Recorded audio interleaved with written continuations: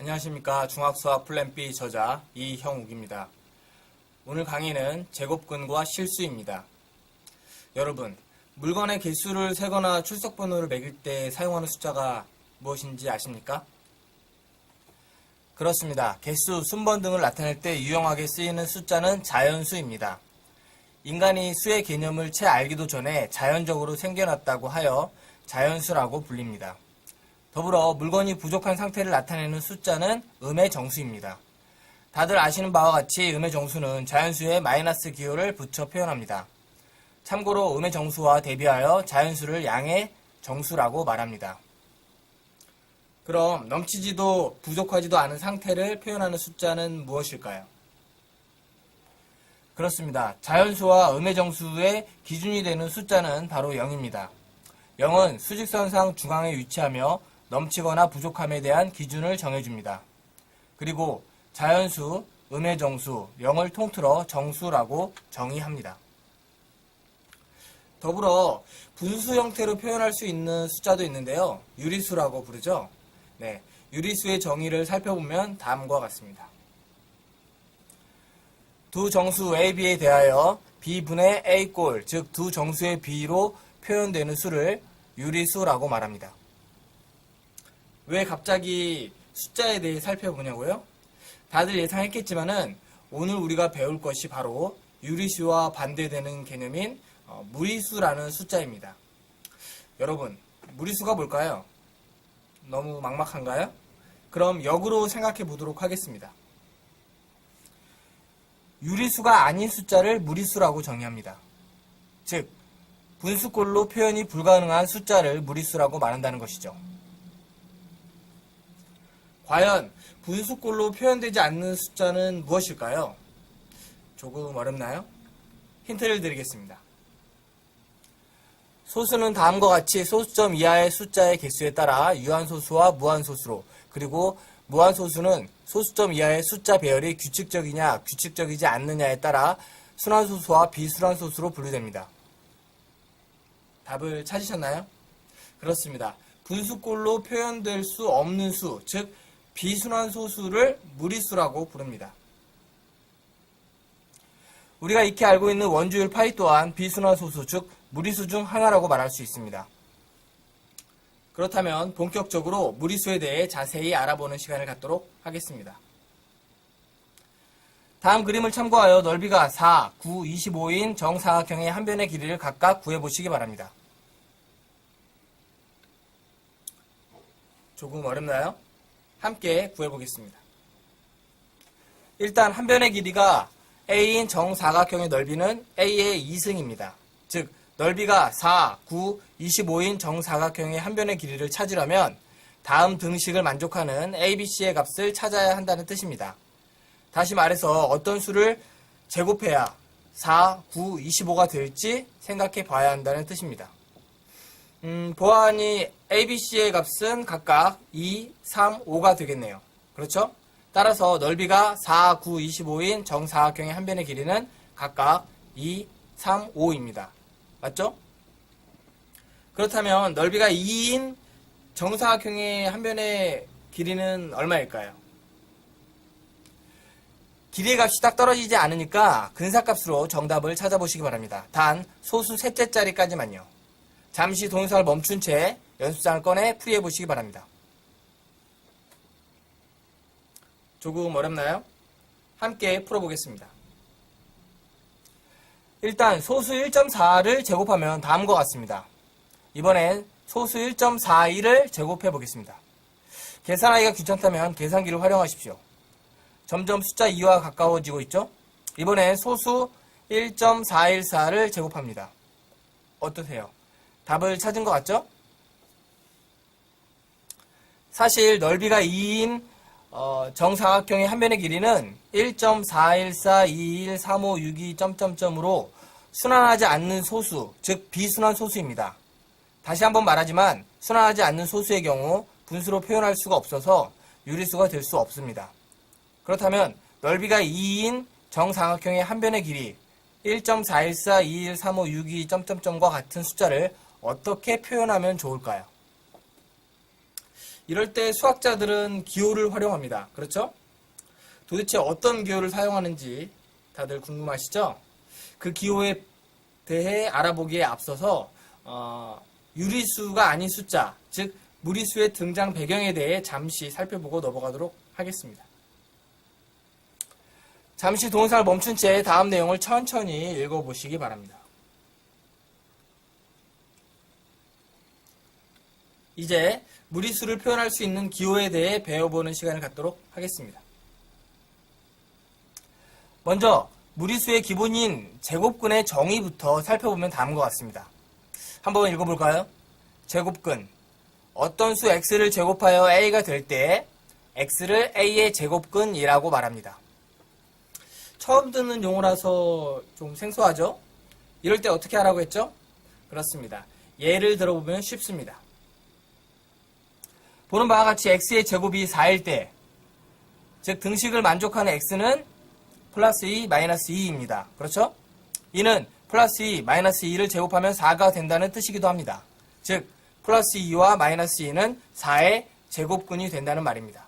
그리고 플러스 3과 마이너스 3 또한 제곱하여 9가 되는 숫자이므로 9의 제곱근이 됩니다. 어렵지 않죠? 이처럼 어떤 양수의 제곱근은 항상 2개가 존재합니다. 참고로 양수든 음수든지 간에 어떤 수를 제곱한 값은 항상 양수이므로 여기서는 음수의 제곱근은 생각하지 않도록 하겠습니다. 또한 제곱하여 0이 되는 수는 0뿐이므로 0의 제곱근은 0입니다. 어떠세요? 대충 감이 오시나요? 다음 수의 제곱근을 구해보시기 바랍니다. 조금 어렵나요? 그럼 제곱근의 정의를 보면서 함께 풀어보겠습니다. 그렇습니다. 1번부터 풀어볼까요? 81의 제곱근은 제곱해서 81이 되는 수를 말하므로 정답은 플러스 9와 마이너스 9입니다. 맞죠? 마찬가지로 2번 16분의 1의 제곱근은 제곱해서 16분의 1이 되는 수이므로 정답은 플러스 4분의 1과 마이너스 4분의 1입니다. 동일한 방식으로 3번과 4번의 정답은 각각 플러스 마이너스 7분의 5, 플러스 마이너스 0.2입니다. 어렵지 않죠? 그런데 무리수를 배운다면서 자꾸 유리수만 등장하냐고요? 이제 나옵니다. 조금만 기다려 주시기 바랍니다. 여러분, 2의 제곱근은 무엇일까요? 2의 제곱근이라 함은 제곱하여 2가 되는 수를 말합니다. 그렇죠? 앞서 우리는 넓이가 2인 정사각형의 한 변의 길이를 구해본 적이 있습니다. 기억하시죠? 즉 제곱하여 2가 되는 숫자가 약 1.414라는 사실을 확인한 적이 있습니다. 더불어 이 숫자는 순환하지 않는 소수, 즉 비순환 소수라는 것도 이미 알고 있습니다. 이 타임에 수학자들이 하는 작업이 뭘까요? 그렇습니다. 수식을 간단히 정리할 수 있는 기호를 만드는 것입니다. 즉 비순환 소수를 표현하는 기호를 만든다는 뜻이죠. 수학자들은 다음과 같이 제곱근을 정의하였습니다. 한번 읽어볼까요? 제곱근의 정의. 어떤 수 x를 제곱하여 a가 될 때, 즉 x제곱은 a일 때 이를 만족하는 x를 a의 제곱근이라고 하며 이렇게 표현합니다. 그리고 양수를 a의 양의 제곱근, 음수를 a의 음의 제곱근이라고 말합니다. 여기서 제곱근 기호를 근호 또는 루트라고 부르며 제곱근 a 또는 루트 a라고 읽습니다. 더불어 플러스 루트 a, 마이너스 루트 a를 한꺼번에 플러스 마이너스 루트 a라고 씁니다. 참고로 근호 안에 들어가는 숫자는 양수 또는 0으로 한정합니다. 조금 어렵나요? 그럼 예를 들어보도록 하겠습니다. 다음 예시와 함께 제곱근의 정의를 다시 한번 천천히 읽어보시기 바랍니다.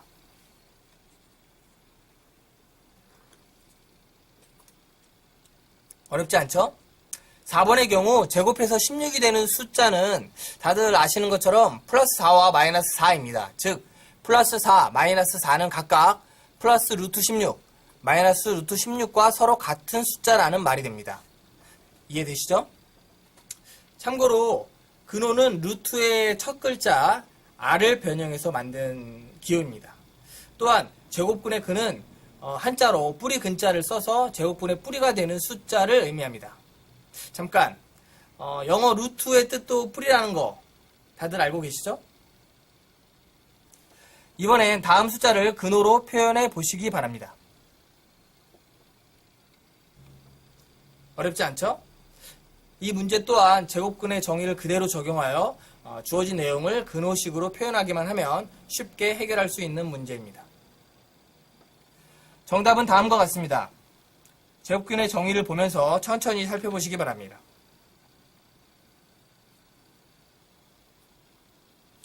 (4번의) 경우 근호 안에는 항상 양수 또는 0이 들어가야 하므로 제곱근 마이너스 8은 근호를 사용하여 표현할 수 없다는 사실 또한 반드시 명심하시기 바랍니다. 즉 근호 안에는 무조건 양수 또는 0만 들어가야 한다고 생각하면 쉽습니다.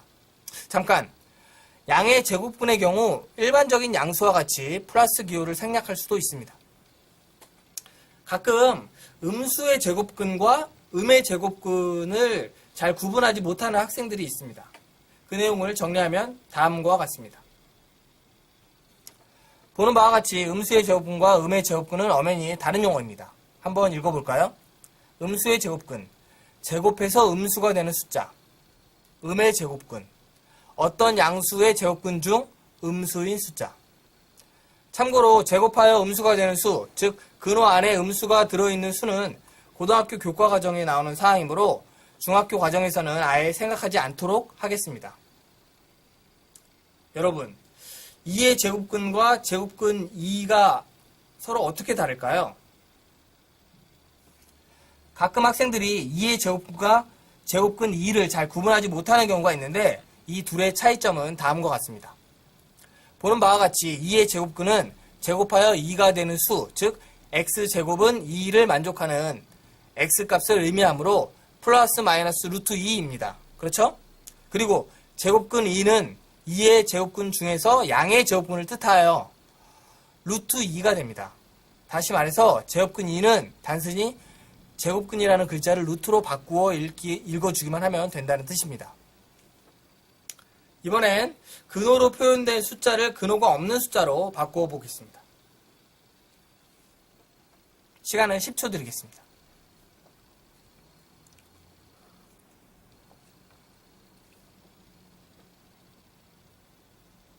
조금 어렵나요?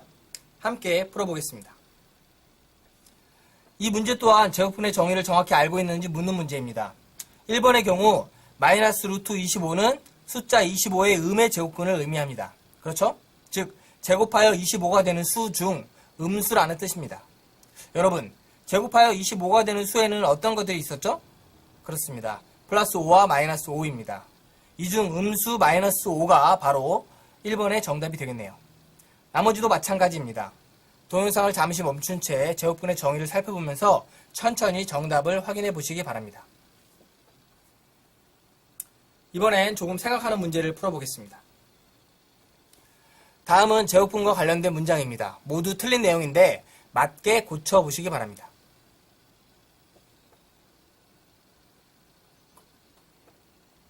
조금 어렵나요? 함께 풀어보겠습니다. 1번이 왜 틀린지 잘 모르겠다고요? 여러분, 만약 문제에서 어떤 수 A의 제곱근을 구하라고 했다면 제곱해서 A가 되는 수 모두를 찾아야 합니다. 즉 4의 제곱근은 플러스 마이너스 루트 4라고 답해야 정확하게 된다는 뜻이죠. 아셨죠? 2번의 경우 제곱근 2는 루트 2로서 제곱하여 2가 되는 수 중에서 양수, 즉 2의 양의 제곱근을 의미하며 다음과 같이 고쳐야 맞습니다. 마찬가지로 3번의 경우 루트 9 또한 제곱하여 9가 되는 수, 즉 플러스 마이너스 3 중에서 양수 플러스 3, 즉 9의 양의 제곱근을 의미하므로 다음과 같이 고쳐야 맞습니다. 잠시 동영상을 멈춘 채 제곱근의 정의와 함께 정답을 확인해보는 시간을 가져보시기 바랍니다. 여러분, 제곱근의 숨은 의미가 무엇일까요? 그렇습니다. 제곱근은 유리수가 아닌 숫자, 즉 무리수를 개념화할 수 있는 기본 원리입니다. 물론 제곱근으로 모든 무리수를 표현할 수는 없습니다. 예를 들어 원주율 파이와 같은 숫자는 근호를 이용하여 표현할 수 없는 숫자 중 하나입니다. 하지만 제곱근의 원리로부터 어떤 무리수를 개념화할 수 있다는 것, 그리고 제곱근 기호를 활용하여 비순환 소수를 깔끔하게 표현할 수 있다는 것, 이것이 바로 제곱근의 숨은 의미가 될 것입니다. 이 점 절대 잊지 마시기 바랍니다. 제곱근에도 뭔가 규칙성이 있지 않을까요? 다음은 제곱근의 성질을 도출하는 과정입니다. 잠시 동영상을 멈춘 채 주어진 두 문장을 천천히 읽은 후 아래 쓰여진 제곱근의 성질을 직접 확인해 보시기 바랍니다.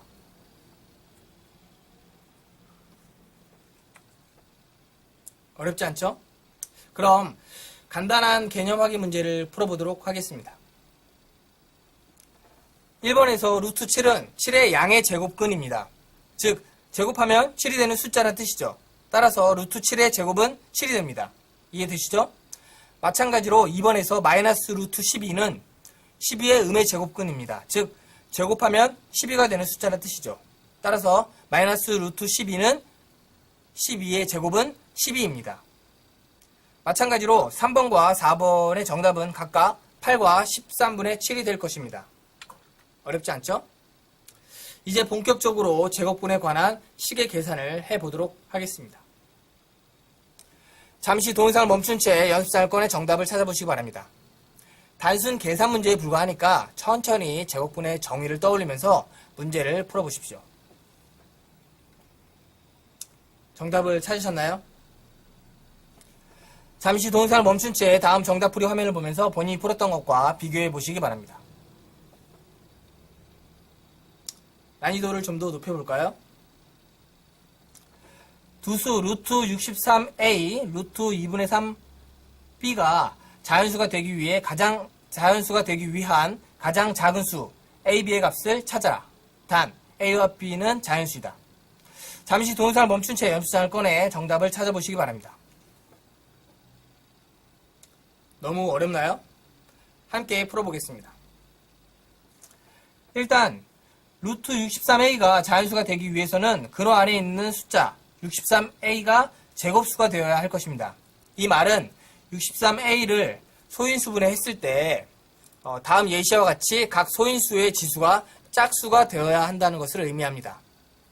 보다시피 63a가 제곱수가 되기 위해서 가장 작은 자연수 a는 21이 되겠네요. 그렇죠? 어렵지 않죠? b의 값도 한번 구해볼까요? 마찬가지로 루트 2분의 3b가 자연수가 되기 위해서는 근호 안에 있는 수 또한 자연수가 되어야 합니다. 일단 분모에 2가 있으므로 b는 2의 배수일 것입니다. 그렇죠? 더불어 분자 3b가 3의 배수이므로 b 또한 3의 배수가 되어야 합니다. 즉 b는 2의 배수이면서 3의 배수인 6의 배수가 되어야 한다는 뜻이죠. 이해가 되시나요? 문제에서 가장 작은 자연수 b를 찾으라고 했으므로 b의 값은 바로 2와 3의 최소 공배수 6이 될 것입니다. 만약 이해가 잘 가지 않는 학생이 있다면 동영상을 앞으로 돌려서 다시 한번 천천히 생각하면서 시청해 보시기 바랍니다. 참고로 제곱근의 성질에 대한 숨은 의미로는 제곱근이 포함된 식의 계산을 가능하도록 해준다는 뜻입니다.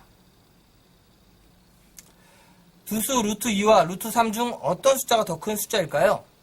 그렇습니다. 바로 루트 3입니다.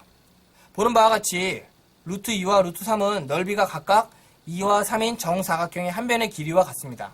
그렇죠? 정사각형의 경우 한 변의 길이가 길면 길수록 넓이도 커진다는 사실, 그리고 정사각형의 넓이가 크면 클수록 한 변의 길이가 더 길어진다는 사실 다들 알고 계시죠? 따라서 루트 2와 루트 2는 루트 3보다 작게 되는 것입니다. 제곱근의 대소관계를 정리하면 다음과 같습니다. 이해가 되시나요? 제곱근의 대소관계를 정확히 알고 있다면 제곱근이 포함된 식의 계산이 좀 더 수월해질 것입니다. 그럼 제곱근의 대소관계와 관련된 문제를 하나 풀어보도록 하겠습니다. 잠시 동영상을 멈춘 채 연습장을 꺼내 정답을 찾아보시기 바랍니다. 단순 계산 문제에 불과하니까 천천히 제곱근의 정의를 떠올리면서 문제를 풀어보십시오. 조금 어렵나요? 함께 풀어보겠습니다. 1번은 쉽죠? 제곱근의 대소관계의 정의에 따르면 루트 20은 루트 21보다 작습니다. 하지만 이번의 경우 한 수는 근호가 없고 다른 한 수는 근호가 있군요. 일반적으로 두 수의 조건, 즉 형태가 다를 경우에는 두 수의 형태를 서로 같게 만들어 주어야 그 대소관계를 비교하기가 쉽습니다. 이는 분모가 다른 두 분수를 통분하여 비교하는 것과 마찬가지 원리입니다. 이번의 경우 루트 35를 유리수로 만들 수가 없으니까 자연수 6을 제곱근으로 표현해야겠네요. 참고로 근호가 있다고 해서 반드시 무리수가 되는 것은 아닙니다. 3번과 4번의 경우 비교해야 하는 숫자들이 모두 분수로 표현되어 있습니다. 앞서도 언급했듯이 분모가 다른 두 분수의 대소관계를 비교할 때는 분모를 통분한 후 분자의 크기를 비교해야 합니다. 잠깐, 두 음수 중 절대값이 작은 음수가 더 큰 숫자라는 것 다들 알고 계시죠? 여러분, 유리수가 아니수를 뭐라고 했죠? 그렇습니다. 무리수라고 부릅니다. 더불어 유리수와 무리수를 통틀어 실수라고 정의를 합니다. 무리수와 실수, 순환하지 않는 소수, 즉 비순환 소수를 무리수라고 말합니다. 무리수의 대표적인 예시로는 원주율 파이가 있으며 루트 2, 루트 3 또한 무리수에 해당합니다. 그리고 유리수와 무리수를 통틀어 실수라고 말합니다. 가끔 어떤 학생들은 제곱근이 무리수의 전부인 양 착각하는 경우가 있습니다. 하지만 제곱근의 개념만으로는 모든 무리수를 설명할 수 없다는 사실 반드시 명심하시기 바랍니다. 즉, 루트로 표현이 불가능한 무리수도 상당히 많다는 뜻입니다. 대표적으로 원주율 파이가 그러합니다. 더불어 루트로 표현되는 모든 숫자가 무리수가 되는 것은 아닙니다. 예를 들어 루트 2는 무리수지만 루트 4는 무리수가 아닙니다. 루트 4는 자연수 2와 같거든요. 그렇죠? 즉, 제곱근의 개념은 무리수의 일부 숫자를 설명하는 용어일 뿐 무리수 그 자체가 아님을 반드시 명심하시기 바랍니다.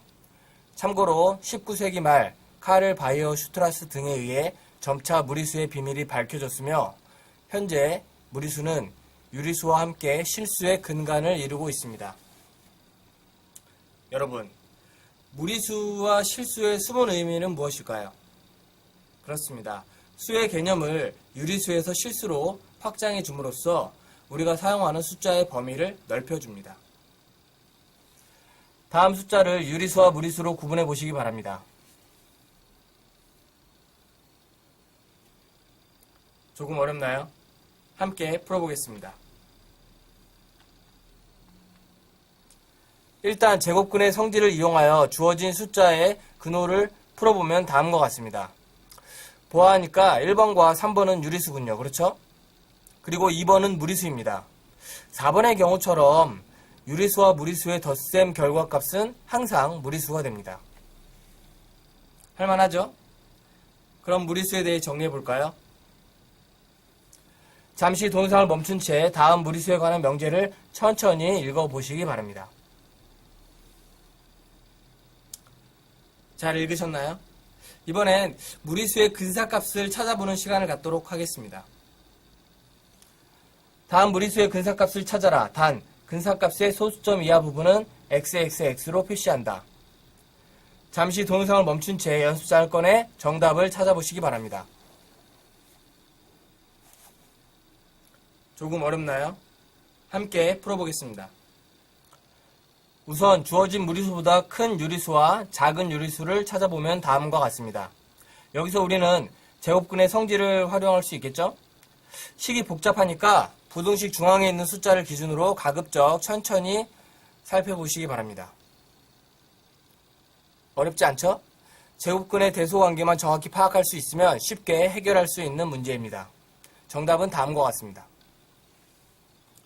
이번엔 무리수를 수직선에 표시해 볼까요? 다음 그림에서 색칠한 부분의 한 변의 길이를 구하고 그 길이를 수직선에 표시해 보십시오. 잠시 동영상을 멈춘 채 연습장을 꺼내 문제를 풀어보시기 바랍니다. 조금 어렵나요? 함께 풀어보겠습니다. 우선 색칠한 부분의 넓이를 구해봐야겠죠?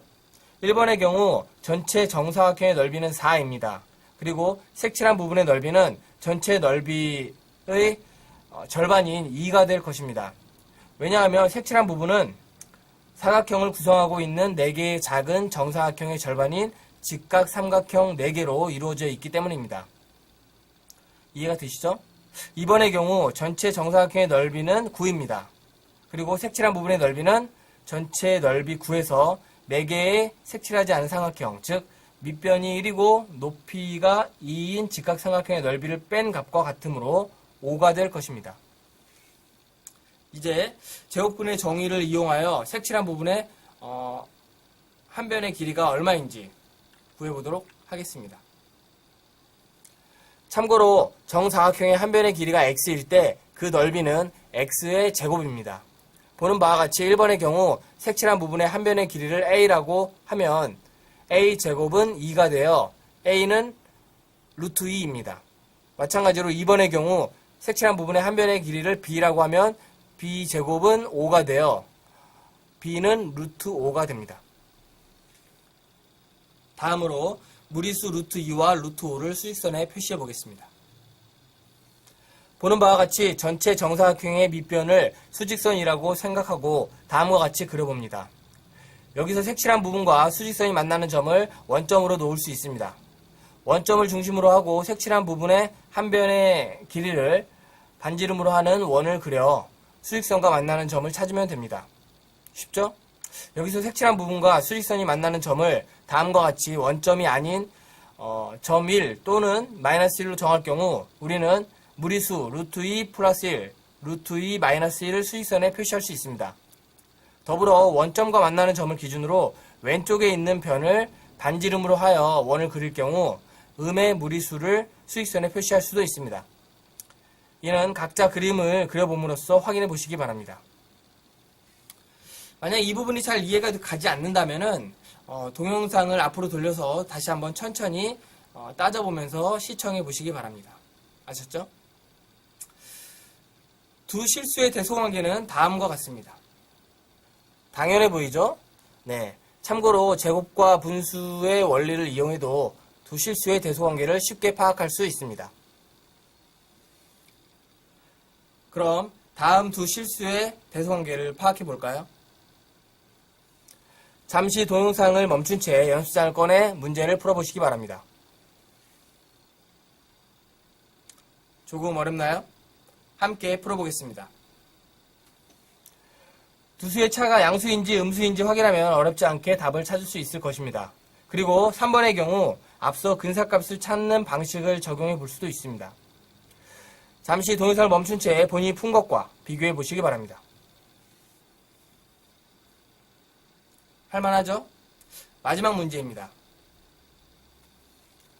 두 실수 1 마이너스 루트 5, 2 플러스 루트 6을 수직선에 표시했을 때 두 실수 사이에 있는 모든 정수의 합은 얼마일까요?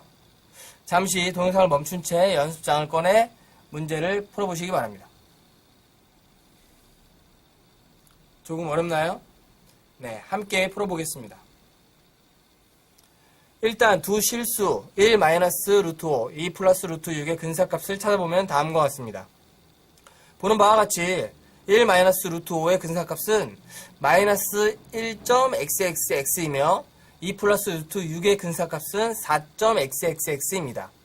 이제 두 실수를 수직선에 표시한 후 그 사이에 있는 모든 정수를 찾아보면 게임 끝입니다. 보는 바와 같이 두 실수 1 마이너스 루트 5, 2 플러스 루트 6 사이에 있는 정수는 마이너스 1, 0, 1, 2, 3, 4입니다. 따라서 정답은 9입니다. 이제 여러분들의 머릿속에 제곱근, 무리수, 실수에 대한 개념이 점점 완성되어 가고 있는 거 맞죠? 이제 강의를 마칠 시간입니다. 엔딩 화면으로 오늘 배웠던 내용을 띄워드릴 테니까 스스로 각자 잘 정리해 보시기 바랍니다.